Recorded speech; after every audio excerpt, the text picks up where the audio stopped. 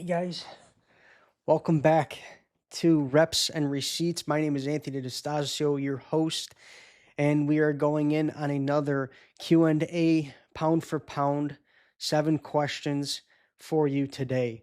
So again, I appreciate everything you guys have done from here on out, everything you're doing beyond the camera. We have everything up on Spotify, Apple Podcasts. We have stuff on YouTube now, Instagram, Reps and Receipts, and then on my personal page on my Instagram, I'm putting out content. Hopefully, you're getting some value and some input. It would also be greatly appreciated if you could share it to a relative, a friend, a colleague, whoever it may be. It's greatly appreciated getting that out and getting that value into the world.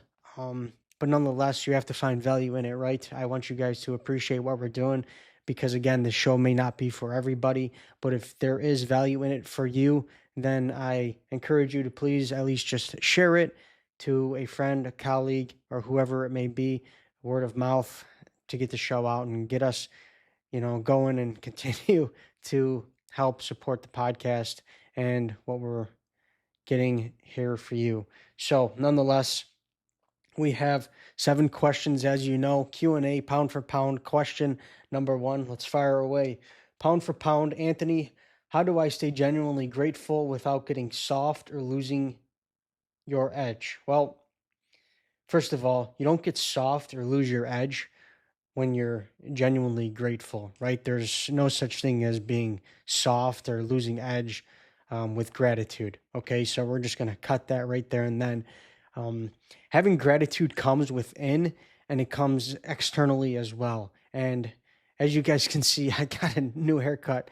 But the ones that are listening, for you guys, yeah, I got a new haircut and I actually went into the barbershop today and I learned a couple things from my barber. Not that I didn't know this, but an area in his life where he was grateful. And we live on two opposite spectrums, right? He is a Muslim and Arabic man who is genuinely grateful for certain things in his life, and he's going through a part of Ramadan where he's going to start, and he talked about praying to God and that he's grateful for the things that are in his life and the fact that he's just able to be here in this world with us. And I thought, man, that's incredible, as I sit on the spectrum of, you know, me being a Catholic and loving God, and him being a Muslim and following the Quran, and going to the mosque. We both have two ideologies in our head of gratitude and what gratitude means, and we finally both came to a consensus that gratitude is the ability to wake up and appreciate the fact that we are able to walk, touch, taste, and see. Okay, I mean, that right there in abundance of gifts is something that we receive from God internally. And we can also receive things externally from people, right? Whether that's, something of intrinsic value or whether it's physically, financially, maybe it's a great, compliment that somebody's given you. It could come, like I said, in abundance of ways, but internally and externally, gratefulness comes in an abundance of ways, and it's good to see a clear path of that. And I actually ran into a blind woman today too, right after that, and I was even more grateful for the life that I had because I had realized and was watching this woman, and not because I wanted to watch her. I was praying for her, and as I was praying for her, I was thinking, man, it's so grateful that I have the ability to see, and God's given me this gift to see, and I'm so grateful for that. And sometimes we take advantage of just those little things, like I said, the ability to walk, touch, taste, and see, the ability to live the lives that we live on a daily basis. So again, gratitude comes in a multitude of ways, whether you're giving it or receiving it, but it's never soft, okay? Don't believe in that. And you never lose edge, whether you're giving it or receiving it. It's just a thing that evolves in life, and we have to be grateful of it. So that's the question for number 1. Second question here, guys, is pound for pound, what do you do when you feel behind because everyone online looks like they are winning? Well, that's a phenomenal question. Whoever brought that question in, thank you so much, because I've been wanting to touch base on this and the people that are going through things like this. Let me tell you right now, the people online, 99% of them that are showing you winning, the aspects of winning in life, are fucking full of shit. It's as simple as that. They're full of shit. They continually show you things that they don't actually own. They show you opportunities that, are either skits or ones that they make up or pay people to, you know, do. So what I suggest that you do in regards to that is start looking into people and looking into their businesses and finding out what actually winning is. Okay. Because you have a lot of people online, especially I see these younger kids, they're 18, 19, 20 years old. Um, and they claim they're in sales, right? And you look into them and you realize that they've never worked in sales in their entire life, but yet they have courses that they sell you. How the fuck are you going to buy a course from somebody when they have no experience in sales at all? How do deep down, collectively, right off the bat, that should just raise a red flag for you, saying, okay, yeah, what this person, what have they done? Their only thing that they can show for is that the fact that they've made money selling courses, and that's it. Because whatever they're selling, it sounds like a poem, and it sounds good. It's inspiring. It's motivational. It's educational. But at the end of the day, what are they really giving me, and what are they showing? Okay. Now, yeah, some people genuinely may have good input for you and valuable input, but at the end of the day, look at how they are winning and find out how they are winning in business and who they're doing business with. Because a lot of these people, they're not actually winning. Okay. It's all a facade. It's all, bullshit. And I'm tired of seeing young men and women getting trapped and getting stuck into this portion of life where people continually have to look at people who haven't done a fucking thing in their lives. Okay. That's the saddest part. And they pay for it. They give these people money when them people haven't even done anything. So realize that you need to stop giving your money away to people. That's first and foremost. And find out the hard way. Okay. Go into business yourself, go and work for a company and figure out, whatever that area or sector of business is, or whatever goal you're trying to reach is, and do it yourself. Okay. Because you're only going to learn even more by doing it yourself. You'll learn twice as much doing it for yourself than looking at somebody online. And I know I sit here and as I sit here on a podcast and I tell you guys this, yeah, I'm just teaching you about what's actually happening in the real world. Okay. I'm not asking you for any money. Okay.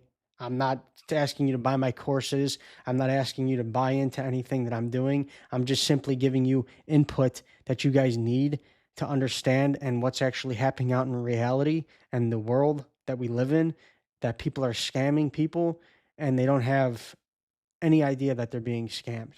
Okay. So vet the people, figure out who they are, and stop giving your money away and work with people who actually have done stuff and go into business with people who actually sell things or people who actually operate in the areas that you want to operate in. Okay. So pound for pound on that, I would love to put up the people who say on Instagram, TikTok, whatever it may be.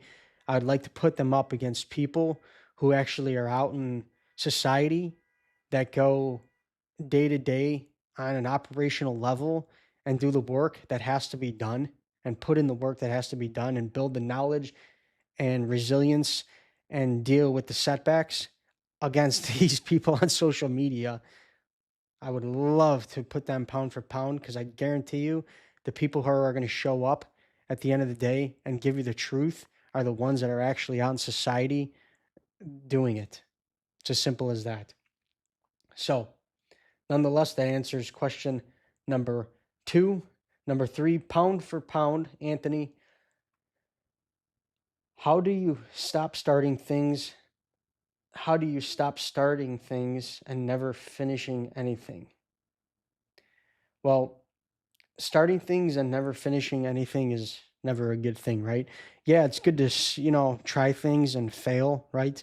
But when you go into something and you start it, let's say, you're starting a new opportunity, whether it's a business venture or it's, um, a new, fitness class or a new, you know, class that you're studying, via internet or whatever it may be, right? It's important that you have clear goals when you start something and you finish it. Okay. There's a difference between starting and stopping and starting and failing. Okay. Starting and failing is fine to an extent because you've actually taken that skin in the game and have failed, but you have to figure out the difference and understand the value of starting and stopping and starting and failing. Okay. Because starting and failing is something that you genuinely usually have a heart for and wanted to succeed in, but unfortunately it didn't work out the way that it worked. And you need to now figure out another way or another venture to move on to. But this starting and stopping stuff, which I see a lot, is a really bad thing. It's really bad because what happens is people start something and then they stop, and it wires the mind that it's okay to continually start and stop, start and stop, start and stop. You need to you you need to stop that because you're producing nothing but wasted time. You may be learning a couple things on the way there, but in the end, you're wiring your mind to believe that stopping is okay. And it's actually not, because you've produced nothing in the outcome of that opportunity that you thought was there. Okay. You continue to wire your mind of a discipline that, okay, if I just start this and I stop, oh well. Well, no, you can't do that. Okay. You have to have a understanding and a goal of where to stop and where to finish. Okay. The stopping and starting stuff has to end. Okay. A lot of people are doing it and it's sad to see, but figure it out, create clear goals, rewire the mind, and figure out that starting and stopping is no good. Okay. Starting and failing, two different things. Starting and stopping, a whole nother thing. And like I said, starting and stopping, it wires the mind completely differently, and it long term really kind of fucks you up because you lose self discipline, you lose that value of realizing opportunities that are in front of you, and then you just go down this long-term path of spending maybe 6 months, a year, 2, 3, 4, 5 years, after starting and stopping on things that you've actually had no outcomes, positive outcomes of. So that's the question for number 3. Number 4, how do you say no to friends who want to go out when you're trying to stack money and build your life? Well, guys, that's just a part of life, right? It's a part of building a business, building an opportunity, building something that you genuinely believe in. And what's really great about that question is you're going to have groups of friends that you're going to lose. Okay? And I've lost really really close people to me. Fa- Excuse me, family. I've lost friends because I've started things and I was looked at a different way, right? Because I didn't end up going out, I decided to skip the things that were fun. And it's not that I wanted to skip the things that were fun, but I skipped the things that were fun because collectively I knew deep down inside that there was a bigger vision that I had, and I had a controlled outcome to that vision, right?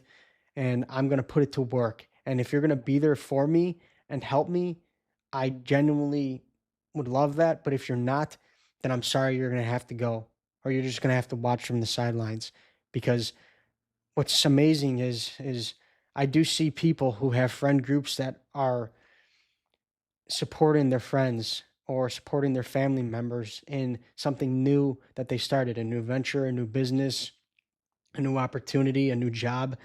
And they really encourage that person, they help that person, they really dive in with that person to collectively get something and build them up and figure out that output for them. That's being a true friend.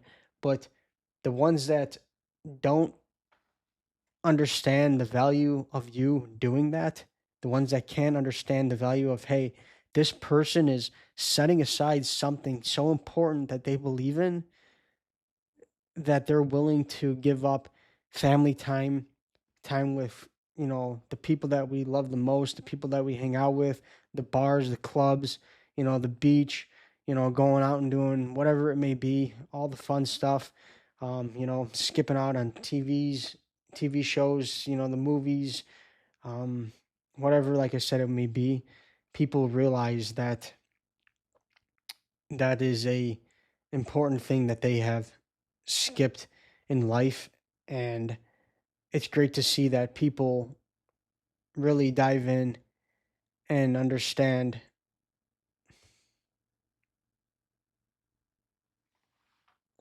Fuck.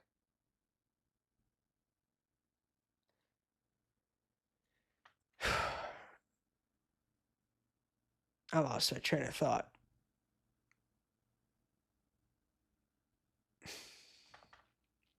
This is the hard part about doing Q&A, because there's so many fucking answers to Q&A, right? There's so many definitive things to Q&A, and it's hard. It's really hard for people and like myself and other people out there who aren't running off scripts and are just trying to give you valuable input and do it on the fly. It's really hard to figure that out. So I lost my train of thought there, but just understand that it's hard doing this because you're trying to create valuable content for people that are out there.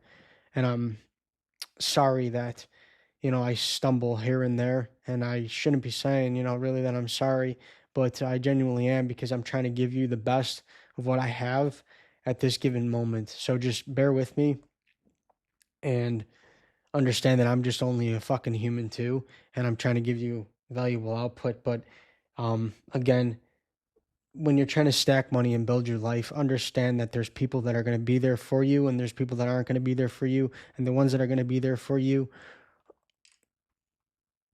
are the ones that are going to run with it, and the ones that aren't, again, I lost my fucking train of thought. Fuck, dude.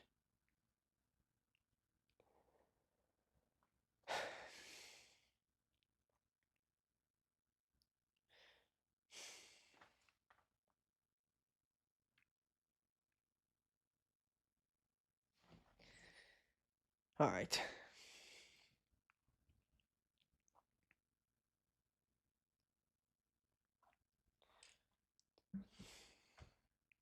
So I'm going to go off on a side note here, and I'm losing my train of thought because I want to get to a question that keeps coming up in my life, and I know it's coming up in a lot of other people's lives right now at this current moment.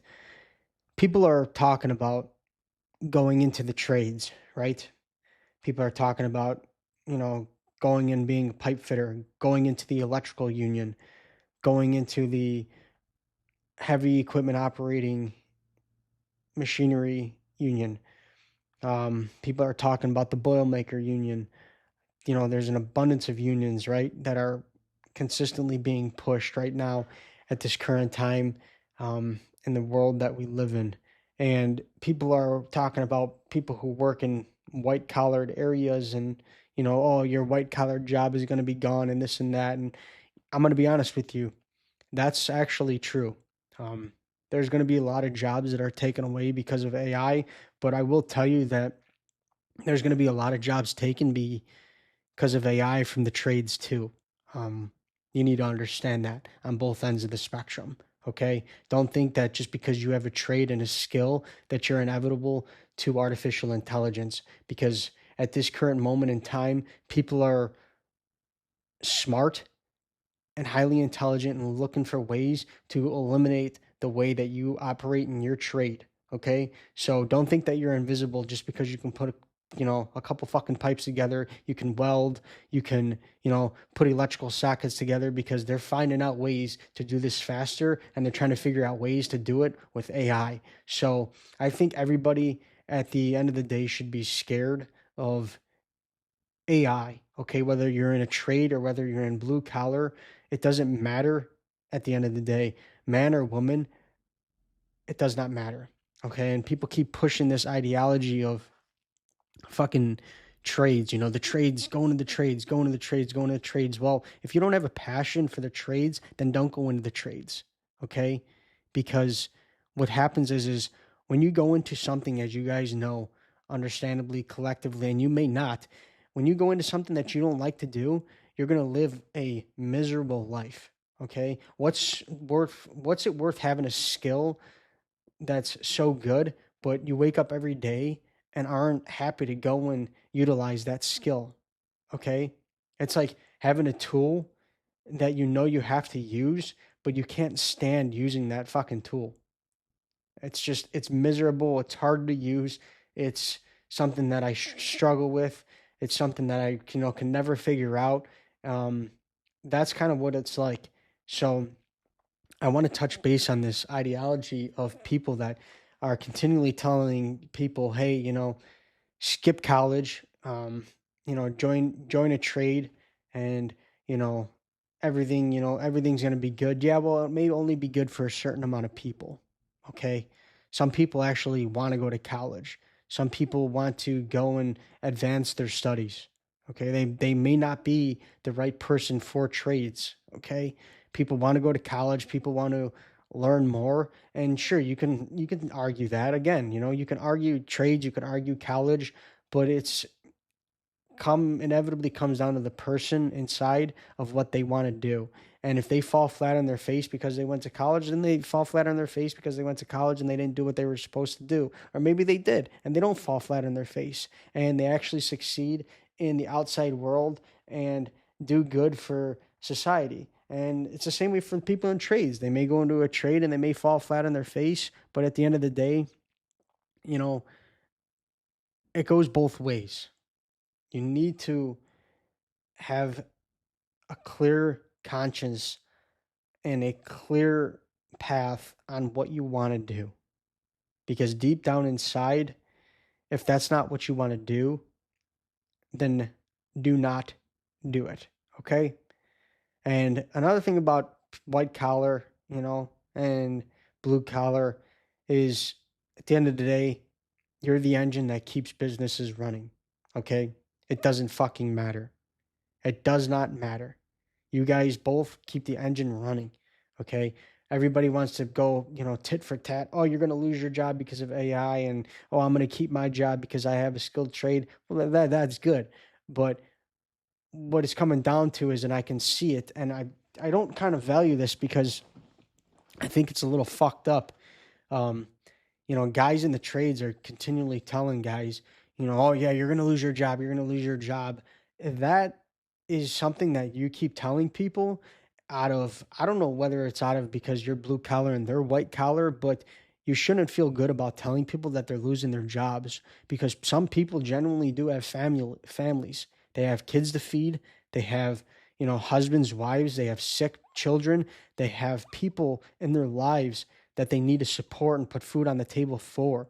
And you going out there and continually saying, oh yeah, you're going to lose your job because of AI and you need to join a trade. Well, don't say that, because it just kind of shows you an understanding of, hey, this is where I stand. And if you're not in a trade, then you don't belong. Well, that's just fucked up. Okay. It's good that you're in a trade. It's good you do what you do. But at the end of the day, don't look down on the guys that are in a whole nother industry that isn't related to your industry.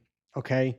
Because people are people, and there's enough people in the world kicking people down already. So the last thing you should be doing is kicking somebody down, because at the end of the day, who the fuck are you? Okay. Who the fuck are you to tell people that it's, you know, funny and it's, good, or, you know, you need to do this and that because you're going to lose your job from AI. Okay. And again, who the fuck am I, right? Who am I to tell you this? But that's how I perceive it. But you guys that are continually going out there and telling people that they're going to lose their jobs because of AI, is a terrible thing. Instead, you should be maybe encouraging them in the field of what they like to do instead of burdening them of even more stress. Okay. There's no need to kick people down. There's no need to bury them when they already probably know they're already going to get buried. All right. And they need to find a path. And it very well may be the path of a trade. But in the process of it, don't be the person that's going on and on about trades. Okay. And burying that person. I'm never going to understand that. I think it shows a lack of intelligence. It shows a lack of emotional connection. It shows a lack of responsibility, a lack of understanding, a lack of empathy, a lack of personal perseverance. Okay. And it shows a lack of leadership. So when you go out there and you tell people that, you should understand that people are nervous and people are going to lose a lot of their jobs because of AI, but don't bury them before or after and because of it. Okay? Because it's going to happen. It's going to happen. So I wanted to get that off of my chest because I'm tired of people trying to tell society that it's okay, that AI is going to take your job and, a trade is better than a white collar job. No, no, it's not. It may be better for you. Okay. Yeah, it may be better for you. That trade may be better for you. And yeah, that stable check may be there for you. And even in white collar jobs, there's some that aren't going to be erased. Okay. If you look at the analytics of a lot of jobs, AI is not going to be able to wipe them out because you're still going to need that human to human interaction. Okay. So the idea and ideology of you telling people that you need to join a trade because it's a stable income and, this is this group of people and, join this group of people because it's better and the white collar people, are going down, that's again, that's fucked up because we're all in this together. And at the end of the day, as far as I'm concerned, we still pay the same taxes to the same government. Okay. That's what you need to understand. All right. And the best part about it is the people who say that, I think it's funny because at the end of the day, the difference is a lot of people don't understand is you're still receiving a paycheck as a W-2 employee. All right. Until you're financially free and you have so much money, then maybe you can talk a little bit of shit. But until then, I would advise you to just keep your fucking mouth shut about who wants to do what. Okay. So, with that being said, whether it's a trade or a white collar industry, be passionate about what you go into, have the intentions of being a good person, driving profitability up, being a good employee, being a good owner, doing good for the world, and having better outcomes and solutions for people. That's what you need to go into society for. All right. So, thank you again for listening. I appreciate it. I am finished up with that, but yeah, I can continue to go on and on. But nonetheless, that's all I got. Thanks for dialing in. During this segment of the podcast,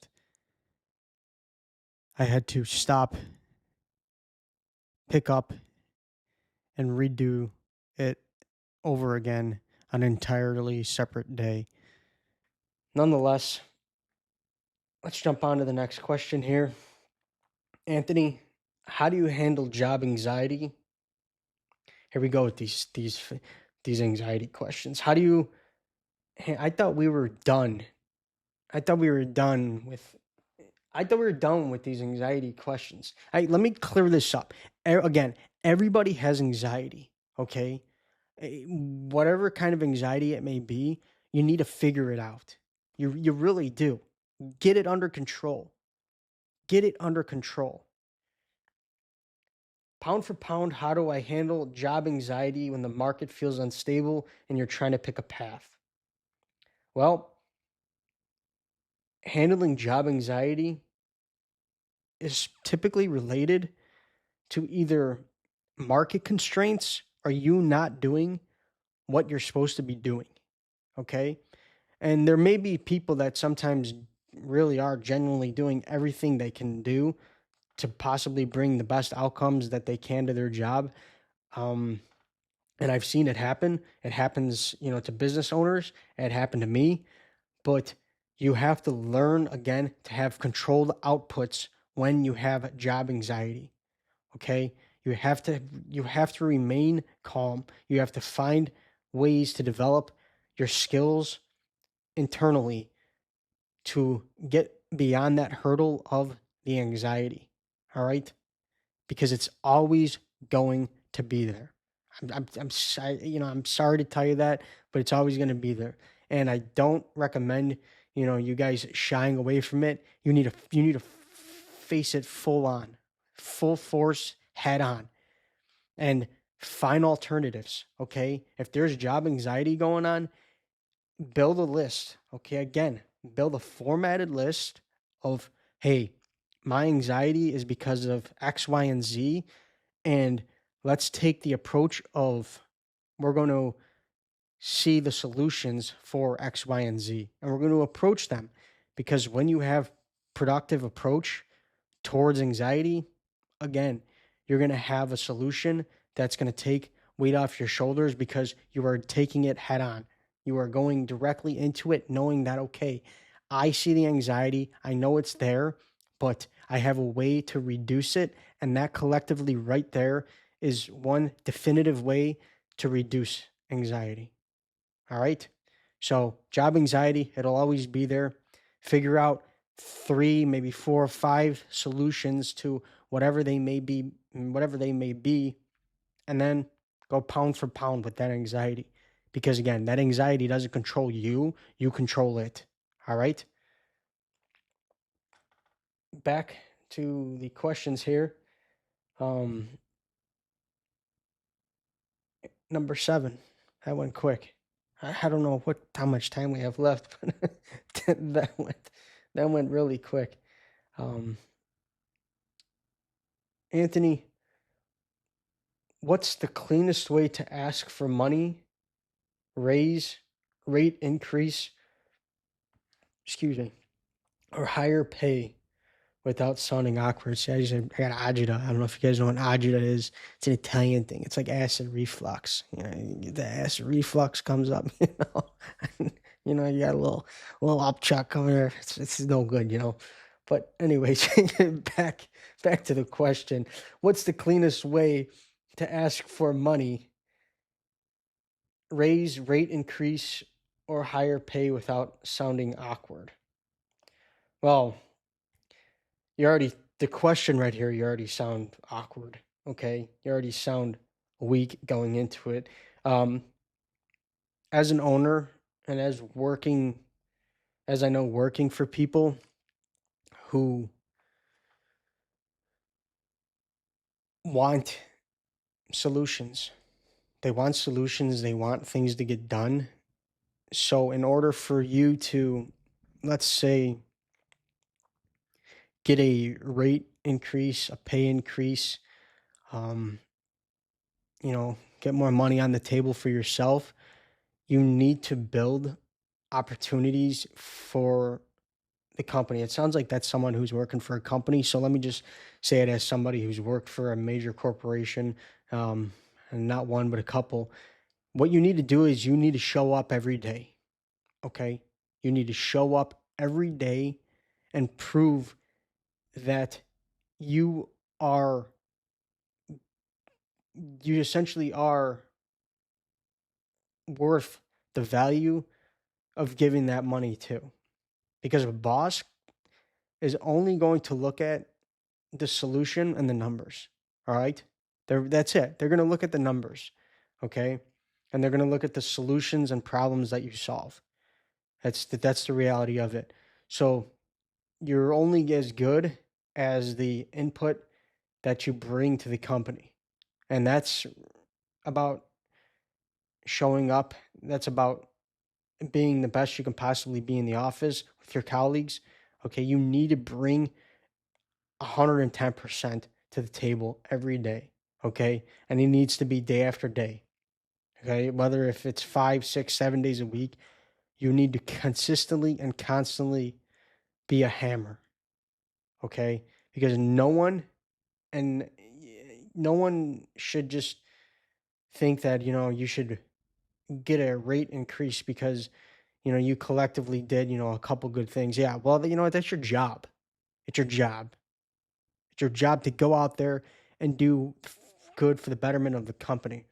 And I say this because when you do that, again, you build a self discipline, you build a network, you build knowledge, and you have every right then, after you have so many inputs and then so many outputs, to go to your boss or to your manager and say, hey, listen, I did A, B, and C, and the outcome was X, Y, and Z. And I've been consistently doing this for about 6 months to a year now. And I'm just curious to know if there is any leverage on how I can seek a better opportunity or a rate increase in my pay. But don't ever go in there thinking that you can just, abruptly show up somewhere and say, okay, you know, hey, manager, I want a pay increase. Because the first thing the manager is even going to say is like, okay, for what? Like, for what? And what did you do? And let's go over it. And most people, even owners, they're really good about it. They're really good about giving people increases in their pay or increase in their bonuses. And I think it's just having to come towards the table with them opportunities that you've resolved and tell them, this is what I resolved, this is what I did. Now, if you consistently are struggling with this, then maybe it's time to look somewhere else. Okay, because I know a lot of people as well that have done really good for companies. They really have. They've done a lot, and they just can't seem to get over that hill of asking and getting the approval of the owner or the manager on that rate increase or the pay increase or the increase in a bonus or the percentage or the points, whatever it may be. You may need to start thinking about another career path. But nonetheless, again, in order to receive any kind of increase in your pay, increase in your rates and your bonus, you need to show the results. You need to show the receipts because the owner has no other reason why to ask you other than, hey, what's the receipts? What's the reason I should be giving you this? And you go forward, you move forward with, hey, I did this, I did A, B, and C, and it resolved X, Y, and Z, and I've been doing it for X amount of time. Okay. Don't forget that you need to put in your time in regards to that. Okay. You need to put in your time to show that you've created valuable input to the company's growth. It's highly imperative. Okay. Anyways, guys, that was question number 7. I feel like we shot right through that, but so glad again to have you guys here. Thank you so much for all of you guys' support. I really appreciate everything you guys are doing. Please stay dialed in. You have the 4 blocks that I've taught you. Continue to pound away, continue to do what's good beyond the camera. Be good, be morally set, be clear on your goals, be concise, be intentional, love what you do, and go pound for pound with them. Anyways, guys, I'll see you next time. Thanks again.